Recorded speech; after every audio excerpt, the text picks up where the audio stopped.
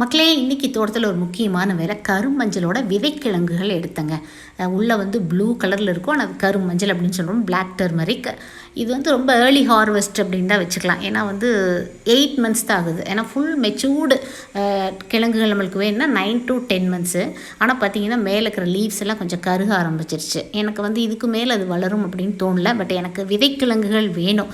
அதனால் வந்து நான் 2 கிழங்கு வச்சேன். ஃபஸ்ட்டு கிழங்கே நான் உருவாக்குனது எப்படின்னா, பூஜா ஸ்டோரில் ஒரு கிழங்கு வாங்கி தான் வச்சேன். அதிலிருந்து அப்புறம் நிறைய செடிகள் உருவாக்கினேன், கிழங்குகள் எடுத்தேன். லாங் வீடியோ வந்து நம்ம சேனலில் இருக்கும், பார்த்துக்குங்க.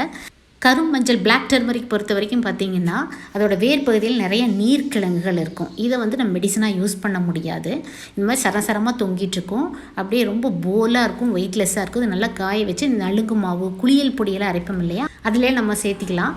பிளான்ட்டை வந்து கொஞ்சம் மல்டிப்ளை பண்ணணும் அப்படிங்கிறதுக்காக தான் இந்த டைம் வந்து நான் இதை வந்து ஹார்வெஸ்ட் பண்ணினேன். Happy gardening.